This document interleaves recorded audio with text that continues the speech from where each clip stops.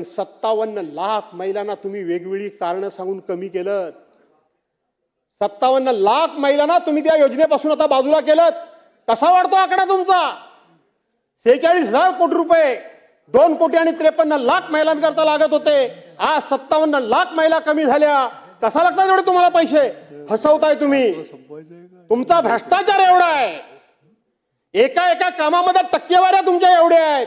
या योजनेला 1 वर्षापेक्षा कमी कालावधी झालेला आहे आणि सर्वात जास्त लाभार्थी असणारी ही योजना, त्याच्यामुळे वर्षभराच्या कालावधीमध्ये याच्यामध्ये काही त्रुटी सुधारणा ह्या सगळ्या बाबींवर आम्ही लक्ष केंद्रित करत आहोत। धन्यवाद। सन्माननीय सदस्य जयंत पाटील साहेब बोला, 2 मिनिटांमध्ये कन्क्लूड करा साहेब। सन्माननीय मंत्री महोदयांनी सांगितलं की केवायसी करायला बराच 13-14 कंडिशन्स असतात। या कोणत्याही कंडिशन्स या योजना ज्यावेळी जाहीर झाली त्यावेळी लावण्यात आल्या नाहीत। आता तुम्ही लावायला लागल्या। तुमच्या वेबसाईटवर जर बघितलं तर मागच्या महिन्यामध्ये 1,06,00,000 महिला एवढाच आकडा दिसत होता। आपलं म्हणणं असं असेल की आता 1,70,00,000 झालेले आहेत किंवा 75 लाख झाले आहेत, म्हणजे जसं केवायसी होईल तसं चाललंय। त्यामुळं अर्थ खात्याच्या ते किती तुमचा आढावा घेतात मला माहित नाही, पण अध्यक्ष महोदय, केवायसी उशिरा करणं, चुकीच्या लोकांना लाभार्थी देणं, आमचा लाडक्या बहिणीला महिलांना सांगितलं 2100 रुपये देईन। अध्यक्ष महोदय, मी जबाबदारीने सांगतो, आज राज्याच्या डोक्यावर 9,32,000 कोटी रुपये कर्ज आहे। किती आहे? तुम्ही सगळे लबाड आहात। तुम्ही आमच्या बहिणींच्या नावाने खापर बोडताय। बाकीच्यांची काय मतं असतील मला माहित नाही, पण माझं पहिल्या दिवसापासूनचं ठाम मत आहे की हा डोक्यावर कर्जाचा डोंगर झालाय, ह्या आमच्या लाडक्या बहिणींच्या मुळे नाही, लाडक्या बहिणींच्या मुळे नाही। आठवण करा, आज कैलासवासी दादा इथं हजर नाहीत। निवडणुकीच्या पूर्वी सप्लिमेंटरी बजेटमध्ये आपण 46,000 कोटी रुपयाची तरतूद केलेली होती। 46,000 कोटी रुपयाची सरकारने तरतूद केली होती। आज 46,000 कोटी रुपये तुम्हाला लागत नाहीयेत, 32 की 33,000 कोटी रुपये फक्त लागत आहेत। 2 कोटी आणि 53 लाख महिलांना 1500 रुपयाप्रमाणात तुम्ही त्या ठिकाणी निवडणुकीच्या अगोदर 1500 रुपये लाडक्या बहिणीच्या खात्यामध्ये टाकलेत। कुणी न मागता जबरदस्तीने टाकलेत। आज त्यातला आकडा थोडाफार मागे पुढे होत असेल राजे, पण भ्रष्टाचाराचा आरोप केला नाही। मी धोरणावर बोलतो, मी योजनेवर बोलतो, पण आता तुम्ही ते आमच्या बहिणींच्या नावाने खापर फोडत असाल तर आमच्यासारख्याला बोलावं लागणार आहे। अजिबात या लाडक्या बहिणींमुळे तुमचं सरकार अडचणीत नाही। तुम्हाला हळूहळू या बहिणींमुळे सरकार अडचणीत आहे। बहिणींमुळे सरकार त्या ठिकाणी कर्जबाजारी झाले म्हणून तुम्हाला योजना बंद करायची आहे नाही। आजच्या दिवशी तर मी सांगेन, तुम्ही निवडणुकीच्या पूर्वी बोलला होता 1500च्या ऐवजी 2100 देईन। उद्याच्या अर्थसंकल्पामध्ये अजून तो प्रिंट झालेला नाही अर्थसंकल्प। तो कधी होतो तो मला चांगला माहिती आहे, अजून झालेला नाही मामा। अरे कसा होईल मला माहिती नाही तो कधी होतो तो, आणि म्हणून आता 2100 रुपये द्या 2100 रुपये। तुम्हीच बोलला होता शेतकऱ्यांची कर्जमाफी, तुम्हीच बोलला होता। कुठला काढला जून महिना शोधून? जून महिन्याला कुठला मुहूर्त येणार आहे? उद्धव बाळासाहेब ठाकरेंना तुम्ही वाटेल त्या परीने दोष द्या, माझं काही म्हणायचं नाही मला, परंतु कोरोनाच्या कालावधीमध्ये त्या काम केलेल्या माणसानं शेवटी तुम्हाला त्याची जाणीव नसली किंवा आठवण राहिली नसली तरी महाराष्ट्राच्या ते मनामध्ये आहे। पण 2 लाख रुपयाचं कर्जमाफी होतात तुम्ही त्या मंत्रिमंडळामध्ये। 2 लाख रुपयाची कर्जमाफी, त्याच्या अगोदर कर्जमाफी होत होती तेव्हा 73 प्रकारचे दाखले लागत होते। 73 प्रकारचे दाखले लागत होते, पण उद्धव बाळासाहेब ठाकरेंच्या सरकारमध्ये एका ऑर्डरवर 2 लाख रुपयाची कर्जमाफी एका क्षणात शेतकऱ्यांची झाली। कोणाचीही कुठल्याही प्रकारची तक्रार आली नाही आणि भ्रष्टाचाराची पण तक्रार आली नाही।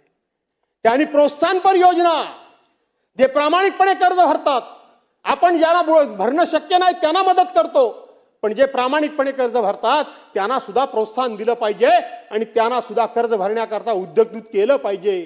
म्हणून 50,000 रुपयाची योजना त्याच वेळेला जाहीर झाली। काढून बघा बजेटचं पुस्तक, सरकार पडलं त्याच वेळेला 6,000 कोटी रुपयाची तरतूद त्या बजेटमध्ये तयार झालेली होती, त्या बजेटमध्ये झाली होती। म्हणून या राज्यपाल महोदयांच्या भाषणातून तुम्ही लोकांना फसवण्याचे जे काही उद्योग केलेत ते जरा बंद करा। पण मी तुम्हाला आता सांगतो की तुम्हाला मतं मिळवण्याकरता तुम्ही सगळं पदरात पाडून घेतलं। आणि निवडणूक संपल्यानंतर काय गेलं? कुठं गेला आनंदाचा शिदा? त्याच्यानंतर काय गणपती आला नाही, दसरा आला नाही, दिवाळी आली नाही, कुठे गेला आनंदाचा शिदा मामा? आनंदाचा शिदा वाटत होते त्यावेळेला स्वतःचे स्टिकर बिकर लावून. स्वच्छता मॉनिटर कुठे गेले? लाडक्या भावाला अप्रेंटिसशिपचा तुम्ही कोर्स देणार होता, कुठं झाला? कोर्स का बंद झाला? मुख्यमंत्री तीर्थदर्शन योजना का बंद झाली? 1 रुपयात पीक विमा योजना का बंद झाली? एक राज्य एक गणवेश कुठे गेला? तो गणवेश कुठे गेलाय? कुठं अडकलाय? कुठं दीपक केसरकरांच्याकडं कुठं अडकलाय? तो कुठं आहे? तो बघायला हवाय. योजना दूत, तुम्ही योजना दूत तयार केलेत, ती योजना कुठे गेली? नमो कामगार कल्याण योजना बंद करून टाकलीत. नमो नमो करून मोदी साहेबांच्या नावाचा उपयोग फक्त मतं मिळवण्याकरता केलीत, आता ती बाजूला टाकलेत मोदी साहेबांना. नमो शेततळे अभियान योजना कुठे गेली ती योजना? नमो शेततळे योजना. नमो गरीब मागासवर्गीय सन्मान योजना. नमो का नको? आता काय म्हणायची वेळ आली. नमो गरीब मागासवर्गीय सन्मान योजना, नमो ग्राम सचिवालय योजना, नमो आदिवासी स्मार्ट शाळा योजना, नमो दिव्यांग शक्ती योजना, नमो तीर्थस्थळ व गडकिल्ले संवर्धन योजना कुठे आहेत? मला वाटलं दादा काय मला थांबवतात की काय? नाही, या नको, हे कुठे गेल्या ह्या योजना? या सगळ्या निवडणुकीकरता लोकांच्या समोर फंडे आणलेत, लोकांच्या भावनेनं हात घातला. तर फक्त घोषणांच्या हवेचे बुडबुडे काढून आणि घोषणांचा या ठिकाणी सुकाळ दाखवून आणि अंमलबजावणीचा दुकाळ दाखवून काहीही पदरात पडणार नाही. काहीही पदरात पडणार नाही. तू काय केलंस, मी काय केलं, पहिल्या वक्त्याला कितीही बोलू द्यायचं असं बीएससी मध्ये ठरलंय. मी बसतो तसं काय नाही, 5 मिनिटात बसतो, पण ठरलंय. 44 मिनिटं झाली. हा? 44 मिनिटं झाली. नाही, पण त्याला काय, मी अध्यक्ष महोदय मी बसतो नाही असं बोला नाही, ना. मी खूप बोललो, परंतु तिथे बीएससी मध्ये असं ठरलंय की पहिला जो वक्ता असेल या पक्षाकडचा, आपण बोला ना. आम्ही ओके काही- ओके ठीक आहे. आणि म्हणून या ठिकाणी 5 वाजेपर्यंतच आहे आजचं. का नाही, नंतर प्रस्ताव आहे 293चा. उद्या परत हा आहे दुसरा दिवस. नाही, पण मी पुरं करतो. मी काय उद्या पुन्हा नको, कारण मग ते बरं दिसत नाही. एक 2-4 मिनिटं इकडे तिकडे झाली तर समजून घ्या. आपण ऑनलाईन राहू राजे, तुम्ही बोला. ऐकायला बसणार? बसले हो हो. हा, आणि म्हणून शेतकऱ्यांचं आत्महत्येचं प्रमाण किती मोठ्या प्रमाणात आहे याचा विचार आपण करण्याची गरज आहे. आपण काय सांगत होतो, तुझ्या काळात किती झालं, माझ्या काळात किती झालं, ह्याच्या काळात किती झालं, त्याच्या काळात किती झालं, हे असं एकमेकाकडे त्याच्या काळात झालं म्हणून माझ्या काळात झालंच पाहिजे का? त्याच्या कारकिर्दीत एखादी गोष्ट चुकीची झाली ती योग्य होती का असं जर आपण म्हणणार असू तर माझ्या कारकिर्दीमध्ये व्हायला पाहिजे, पण ते चुकीचं होतं आणि माझ्या कारकिर्दीत जे घडतंय ते योग्य होतं असं म्हणून यातून मार्ग निघणार नाही. यातून मार्ग निघणार नाही. आणि म्हणून यातून जर मार्ग काढायचा असेल तर मला असं वाटतं की सरकारनं मदत तर करायला पाहिजे. सरकार मदत तर करतंय, पण मला असं वाटतं आता कुठेतरी इथं समाज प्रबोधनाची गरज आहे. समाज प्रबोधनाची गरज आहे. मदत तर करूच, पण मदत करत असताना सुद्धा जगामध्ये अशा कितीतरी घटना घडतायत, कितीतरी अशी लोक आहेत, कितीतरी अशी माणसं आहेत, व्यवसाय करणारे लोक असतील, ट्रक व्यवसाय करणारे लोक असतील, गाडी चालवणारा ड्रायव्हर असेल, गाडीवर काम करणारा क्लीनर असेल, शाळेमध्ये शिकवणारा मास्तराबरोबर शिपाई असेल, हे लोकांच्यावर संकट नाही आहेत का? यांच्यावर काय आपत्ती येत नाही का? यांच्या संसारामध्ये काय अडचणी नाही आहेत का? प्रत्येकाला काही ना काय अडचणी आहेतच. आणि म्हणून आता कुठंतरी त्या माणसांचं आपण प्रबोधन करण्याची गरज आहे.